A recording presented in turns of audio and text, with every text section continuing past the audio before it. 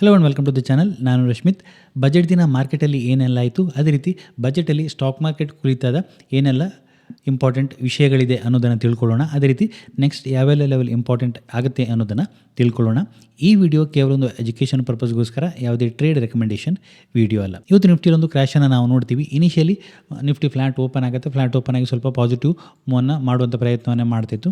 Next budget open ಆದ ನಂತರ ಒಂದಷ್ಟು ಡೌನ್ ಮೂವನ್ನು ಕೊಡುತ್ತೆ. ನೆಕ್ಸ್ಟ್ ಹೈಯರ್ ಲೆವೆಲ್ಲಿ 25,450 ಲೆವೆಲ್ಗೂ ರೀಚ್ ಆಗುತ್ತೆ. ನೆಕ್ಸ್ಟ್ ಒಂದು ದೊಡ್ಡದಾದ ಕ್ರ್ಯಾಶನ್ನು ಕೊಡುತ್ತೆ. ಇನ್ಫ್ಯಾಕ್ಟ್ 24,600 ಲೆವೆಲನ್ನು ಕೂಡ ಟಚ್ ಮಾಡುತ್ತೆ ಅಂತ ಹೇಳ್ಬೋದು.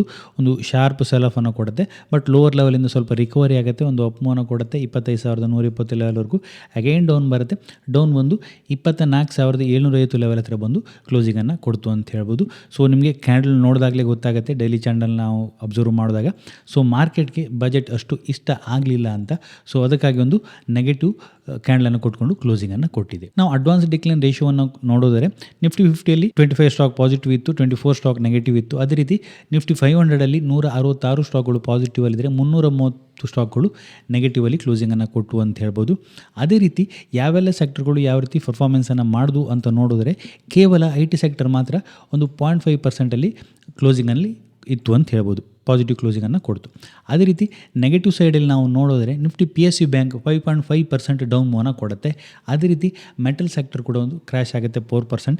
ಈ ಹಿಂದೆ ಮೆಟಲ್ ಸೆಕ್ಟರ್ ಒಂದು ಸ್ಟ್ರಾಂಗ್ ಆಗಿ ಮೊಮೆಂಟಮನ್ನು ಕೊಡ್ತಾಯಿತ್ತು. ಬಟ್ ಈ PSU ಬ್ಯಾಂಕನ್ನು ನಾವು ನೋಡಿದಾಗ 5.5% ಡೌನ್ ಮೂವನ್ನು ಕೊಡುತ್ತೆ. ರೀಸನ್, ಗೌರ್ಮೆಂಟ್ ಒಂದಷ್ಟು ಬಾರೋಯಿಂಗನ್ನು ಮಾಡುವಂಥ ಒಂದು ಎಕ್ಸ್ಪೆಕ್ಟೇಷನನ್ನು ಇಲ್ಲಿ ಕೊಡುತ್ತೆ. 17.2 ಟ್ರಿಲಿಯನ್ ಬಾರೋಯಿಂಗನ್ನು ಮಾಡುವಂಥ ಒಂದು ಎಕ್ಸ್ಪೆಕ್ಟೇಷನನ್ನು ಇಟ್ಕೊಂಡಿದ್ದಾರೆ. ಇದು ಏನಾಗುತ್ತೆ, PSU ಬ್ಯಾಂಕ್ಗೆ ಸ್ವಲ್ಪ ಹರ್ಟ್ ಆಗುತ್ತೆ. ಪೊಟೆನ್ಷಿಯಲಿ ಈ ಟ್ರೆಜರಿ ಗೇನ್ ಇವರಿಗೆ ಒಂದಷ್ಟು ಲಾಸ್ ಆಗುತ್ತೆ. ಆ ರೀಸನ್ನಿಂದ PSU ಬ್ಯಾಂಕ್ಗಳು ಒಂದಷ್ಟು ಸ್ಟ್ರಾಂಗ್ ಆದ ಫಾಲನ್ನು ಅಥವಾ ಕ್ರ್ಯಾಶನ್ನು ಮಾಡ್ತು ಅಂತ ಹೇಳ್ಬೋದು. ಅದೇ ರೀತಿ ಉಳಿದ ಸೆಕ್ಟ್ರನ್ನು ನೋಡಿದ್ರೆ ಫಿನಾನ್ಷಿಯಲ್ ಸರ್ವಿಸ್ ಇರ್ಬೋದು, FMCG, ರಿಯಾಲಿಟಿ, ಆಟೋ, ಅದೇ ರೀತಿ Nifty bank, media, private bank ಇವೆಲ್ಲವೂ ಒಂದು 2%, 1.8% ಡೌನ್ ಮೂವನ್ನು ಕೊಟ್ಕೊಂಡು ಕ್ಲೋಸಿಂಗನ್ನು ಕೊಟ್ಟಂಥ ಸೆಕ್ಟರ್ಗಳಾಗುತ್ತೆ. ಸೊ ಆಲ್ಮೋಸ್ಟ್ ಎಲ್ಲ ಸೆಕ್ಟರ್ಗಳು ಒಂದು ನೆಗೆಟಿವ್ ಸೈಡಲ್ಲಿ ಕ್ಲೋಸಿಂಗನ್ನು ಕೊಟ್ಟು ಅಂತ ಹೇಳ್ಬೋದು. ಅದೇ ರೀತಿ ಸ್ಟಾಕ್ ಮಾರ್ಕೆಟ್ಗೆ ರಿಲೇಟೆಡ್ ಆದ ಏನೆಲ್ಲ ಚೇಂಜಸ್ ಆಯಿತು ಅಂತ ನೋಡಿದ್ರೆ ಮೇಯ್ನಾಗಿ ಚೇಂಜ್ ಆದಂಥದ್ದು STT. ನಮ್ಮ ಎಕ್ಸ್ಪೆಕ್ಟೇಷನ್ ಏನಿತ್ತು, STTಯನ್ನು ಮೇ ಬಿ ಕಡಿಮೆ ಮಾಡ್ಬೋದು, ಅಟ್ಲೀಸ್ಟ್ ಕ್ಯಾಶ್ ಮಾರ್ಕೆಟಲ್ಲಿ ಅಥವಾ ಕ್ಯಾಶ್ ಸೆಗ್ಮೆಂಟಲ್ಲಿ ಕಡಿಮೆ ಮಾಡ್ಬೋದು ಅಥವಾ ಕಂಪ್ಲೀಟ್ಲಿ ರಿಮೂವ್ ಮಾಡ್ಬೋದು ಎನ್ನುವಂಥ ಒಂದು ಎಕ್ಸ್ಪೆಕ್ಟೇಷನ್ ಇತ್ತು. ಬಟ್ ಇಲ್ಲಿ ಆದದ್ದೇನು, F&O ಅಲ್ಲಿ STTಯನ್ನು ಇನ್ಕ್ರೀಸ್ ಮಾಡಿರುವಂಥದ್ದು. ಫ್ಯೂಚರಲ್ಲಿ ಕರೆಂಟ್ಲಿ 0.02% STT ಇತ್ತು, ಅದನ್ನು 0.05%ಗೆ ಇನ್ಕ್ರೀಸ್ ಮಾಡಿದ್ದಾರೆ. ಅದೇ ರೀತಿ ಆಪ್ಷನ್ಸಲ್ಲಿ 0.1 ಇತ್ತು, 0.15 ಮಾಡಿದ್ದಾರೆ. ಸೊ ಇದನ್ನು ಇನ್ಕ್ರೀಸ್ ಮಾಡಿರುವಂಥದ್ದು ಅಗೇನ್ ಟ್ರೇಡರ್ಗಳಿಗೆ ಇದು ನೆಗೆಟಿವ್ ಆಗುತ್ತೆ. ಈ ಒಂದು FIIಗಳಿಗೂ ಒಂದಷ್ಟು ನೆಗೆಟಿವ್ ಆಗುತ್ತೆ. ಸೊ ಇವರ ಇಂಟೆನ್ಷನ್ ಏನು, F&O ಅಲ್ಲಿ ಒಂದಷ್ಟು ಟ್ರಾನ್ಸಾಕ್ಷನ್ ಜಾಸ್ತಿ ಆಗ್ತದೆ. ಸೊ ಅದಕ್ಕೋಸ್ಕರ ಈ ರೀತಿಯ ಟ್ಯಾಕ್ಸನ್ನು ಜಾಸ್ತಿ ಮಾಡುವಂಥದ್ದು. ಬಟ್ F&O ಅಲ್ಲಿ ಟ್ರಾನ್ಸಾಕ್ಷನ್ ಜಾಸ್ತಿ ಆಗುತ್ತೆ, ಅಲ್ಲಿ ಟ್ಯಾಕ್ಸನ್ನು ಜಾಸ್ತಿ ಮಾಡಿದ್ರು. ಬಟ್ ಈಕ್ವಿಟಿ ಸೆಗ್ಮೆಂಟಲ್ಲಿ ಟ್ಯಾಕ್ಸನ್ನು ಕಡಿಮೆ ಮಾಡಿದ್ರೆ ಖಂಡಿತ ಇಲ್ಲ, ಅಲ್ಲಿ ಆ ಟ್ಯಾಕ್ಸನ್ನು ಹಾಗೆ ಇಟ್ಟಿದ್ದಾರೆ. ಎಲ್ಲಿ ಜಾಸ್ತಿ ಮಾಡಲಿಕ್ಕಾಗುತ್ತೋ ಅಲ್ಲಿ ಮಾಡಿದ್ದಾರೆ. So stock market related main ಇರುವಂಥದ್ದು F&O ಅಲ್ಲಿ STTಯನ್ನು ಜಾಸ್ತಿ ಮಾಡಿರುವಂಥದ್ದು. ಅದೇ ರೀತಿ ಇನ್ಕಮ್ ಟ್ಯಾಕ್ಸ್ ರಿಲೇಟೆಡ್ ಏನು ಚೇಂಜಸ್ ಆಗಲಿಲ್ಲ. ಈ ಹಿಂದೆ ಯಾವ ಸ್ಲ್ಯಾಬ್ ಇತ್ತು ಅದೇ ಸ್ಲ್ಯಾಬ್ ಇದೆ ಅಂತ ಹೇಳ್ಬೋದು. ಅದೇ ರೀತಿ ನೆಕ್ಸ್ಟ್ ಏಪ್ರಿಲ್ 1, 2026ರಿಂದ ಸೊ ಒಂದಷ್ಟು ನ್ಯೂ ಚೇಂಜಸ್ ಬರುತ್ತೆ. ಒಂದು ಸಿಂಪ್ಲಿಫೈ ಆದ ಟ್ಯಾಕ್ಸ್ ಸಿಸ್ಟಮ್ ಅಥವಾ ಟ್ಯಾಕ್ಸ್ ಬರುತ್ತೆ, ಎಲ್ರಿಗೂ ಅರ್ಥ ಆಗುವ ರೀತಿ ಇರುವಂಥ ಒಂದು ಟ್ಯಾಕ್ಸ್ ಸಿಸ್ಟಮ್ ಬರುತ್ತೆ ಅಂತ ಹೇಳ್ತಾ ಇದ್ದಾರೆ. ಸೊ ಇದಿಷ್ಟು ಮೇಜರ್ ಚೇಂಜ್ ಬಿಟ್ಟರೆ ಸ್ಟಾಕ್ ಮಾರ್ಕೆಟ್ ಕುರಿತಾಗಿ ಇಮಿಡಿಯೇಟ್ಲಿ ಸ್ಟಾಕ್ ಮಾರ್ಕೆಟ್ ಟ್ರೇಡರ್ಗಳಿಗೆ ಎಫೆಕ್ಟ್ ಆಗುವಂಥ ದೊಡ್ಡದೇನು ಚೇಂಜಸ್ ಇಲ್ಲ. ಇನ್ನೊಂದಿಷ್ಟು ಎಕನಾಮಿಕ್ ರಿಲೇಟೆಡ್ ಚೇಂಜಸನ್ನು ಮಾಡಿದ್ದಾರೆ. ಸೊ ಅದರ ರಿಫ್ಲೆಕ್ಷನ್ ನಾವು ಇಲ್ಲಿ ಸ್ಟಾಕ್ ಮಾರ್ಕೆಟ್ನಲ್ಲಿ ನೋಡ್ತಾ ಇದ್ದೀವಿ, ಕ್ಯಾಂಡಲಲ್ಲಿ ನೋಡ್ತಾ ಇದ್ದೀವಿ. ಸೊ ದೊಡ್ಡದೊಂದು ಬೇರಿಶ್ ಕ್ಯಾಂಡಲನ್ನು ಕೊಟ್ಟಿದೆ.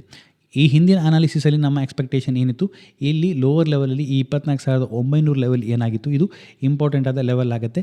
ಆ ಲೆವೆಲ್ಗಿಂತ ಕೆಳಗಡೆನೇ ಸಸ್ಟೈನ್ ಆಗ್ತಾ ಇತ್ತು ಅಂತ ಹೇಳಿದೆ. ನೆಕ್ಸ್ಟ್ ಅದು ನೆಗೆಟಿವ್ ಆಗುತ್ತೆ ಅಂತ ಒಂದು ಎಕ್ಸ್ಪೆಕ್ಟೇಷನ್ ಇತ್ತು. ಸೊ ಇವತ್ತು ಆ ಲೆವೆಲ್ಗಿಂತ ಕೆಳಗಡೆ ಬಂದು ಕ್ಲೋಸಿಂಗನ್ನು ಕೊಟ್ಟಿದೆ. ಸೊ ಅಬ್ವಿಯಸ್ಲಿ ಇವತ್ತೊಂದು ಬಜೆಟ್ ಡೇ, ವಾಲಟಿಲಿಟಿ ಇರುತ್ತೆ.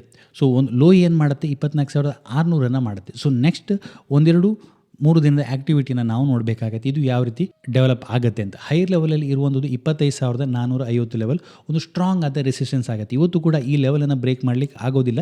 ಸೊ ಏನು ಪಾಸಿಟಿವ್ ನ್ಯೂಸ್ ಕೂಡ ಇದ್ದಿಲ್ಲ. ಸೊ ಹಾಗಾಗಿ ಈ ಲೆವೆಲನ್ನು ಬ್ರೇಕ್ ಮಾಡಲಿಕ್ಕೆ ಆಗೋದಿಲ್ಲ. ಬಟ್ ಈ ಲೋವನ್ನು ಬ್ರೇಕ್ ಮಾಡಿದೆ.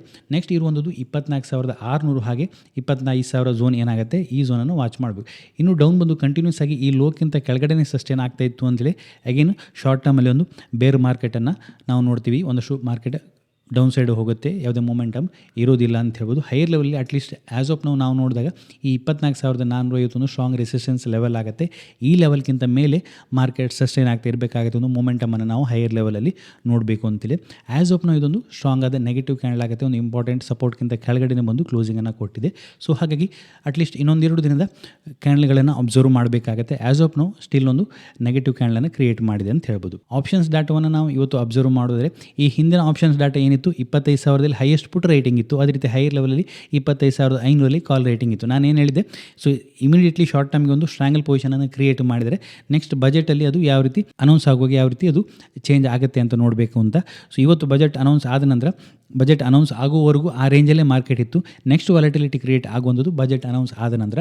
ಅದಾದ ನಂತರ 25,000 ಬ್ರೇಕ್ ಆಗುತ್ತೆ. ಬ್ರೇಕ್ ಆಗಿ 25,000 ಹೈಯೆಸ್ಟ್ ಕಾಲಲ್ಲಿ ರೇಟಿಂಗ್ ಇರುವಂಥದ್ದು ಸ್ಟ್ರಾಂಗ್ ಆದ ರೆಸಿಸ್ಟೆನ್ಸ್ ಆ್ಯಸ್ ಆಫ್ ನಾವು. ಅದೇ ರೀತಿ ಪುಟ್ ಕಾಲ್ ರೇಷಿಯೋ ತುಂಬ ಓವರ್ ಸೋಲ್ಡ್ ಆಗಿದೆ. ಸೊ ಮೇ ಬಿ ಒಂದಷ್ಟು ಕನ್ಸಾಲ್ಟೇಷನ್ ಟು ಒಂದು ರಿಟ್ರೇಸ್ಮೆಂಟ್ ಮೂವನ್ನು ಕೊಡುವಂಥ ಪ್ರಯತ್ನವನ್ನು ಮಾಡ್ಬೋದು. ಆ್ಯಸ್ ಆಫ್ ಈ 25,000 ಸ್ಟ್ರೈಕ್ ಏನಿದೆ ಇದು ಸ್ಟ್ರಾಂಗ್ ಆದ ರೆಸಿಸ್ಟೆನ್ಸ್ ಆಗಿ ನಮಗಿಲ್ಲಿ ತೋರ್ತಾ ಇರುವಂಥದ್ದು. ಸ್ಟ್ರಾಂಗ್ ಆಗಿ ಹೈಯರ್ ಲೆವೆಲಲ್ಲಿ ಕಾಲ್ ರೈಟಿಂಗೇ ಆಗಿದೆ. ಒಂದು ರಿಟ್ರೇಸ್ಮೆಂಟ್ ಬರ್ಬೋದು. As of put call ratio ತುಂಬ ಲೋವರ್ ಲೆವೆಲಲ್ಲಿ ಇರೋದ್ರಿಂದ ಒಂದು ರಿಟ್ರೇಸ್ಮೆಂಟ್ ಬರುತ್ತೆ. ಬಟ್ ಸ್ಟ್ರಾಂಗ್ ಆಗಿ ಆಪ್ಷನ್ ಡಾಟಾ ಕೂಡ ನೆಗೆಟಿವ್ ಸೆಂಟಿಮೆಂಟನ್ನು ಇಲ್ಲಿ ಸಜೆಸ್ಟ್ ಮಾಡ್ತಿದೆ. ನೆಕ್ಸ್ಟ್ ಒಂದೆರಡು ದಿನದ ಡೆವಲಪ್ಮೆಂಟ್ ಅಥವಾ ಟ್ರೇಡಿಂಗ್ ಆ್ಯಕ್ಟಿವಿಟಿ ಯಾವ ರೀತಿ ಕ್ರಿಯೇಟ್ ಆಗುತ್ತೆ ಅಂತ ನೋಡಿಕೊಂಡು ನೆಕ್ಸ್ಟ್ ಟ್ರೆಂಡನ್ನು ನಾವು ಡಿಸೈಡ್ ಮಾಡ್ಬೋದಾಗುತ್ತೆ. ಆ್ಯಸ್ ಆಫ್ ಒಂದು ನೆಗೆಟಿವ್ ಕ್ಯಾಂಡಲನ್ನು ಕ್ರಿಯೇಟ್ ಮಾಡಿದೆ. ನೆಗೆಟಿವ್ ಸೆಂಟಿಮೆಂಟನ್ನು ಇದು ತೋರಿಸ್ತಾ ಇದೆ. ಇದಿಷ್ಟು ಈ ವಿಡಿಯೋದಲ್ಲಿ. ನಿಮಗೇನಾದರೂ ಈ ವಿಡಿಯೋ ಇಷ್ಟ ಆಯಿತು ಅಂತೇಳಿ ಲೈಕ್ ಮಾಡಿ, ನಿಮ್ಮ ಸಜೆಷನ್ಸನ್ನು ಕಮೆಂಟ್ ಮಾಡಿ. ಇನ್ನು ಹೆಚ್ಚಿನ ವಿಡಿಯೋಗಳಿಗಾಗಿ ನಮ್ಮ ಯೂಟ್ಯೂಬ್ ಚಾನಲ್ ಸಬ್ಸ್ಕ್ರೈಬ್ ಮಾಡ್ಕೊಳ್ಳಿ. Thank you.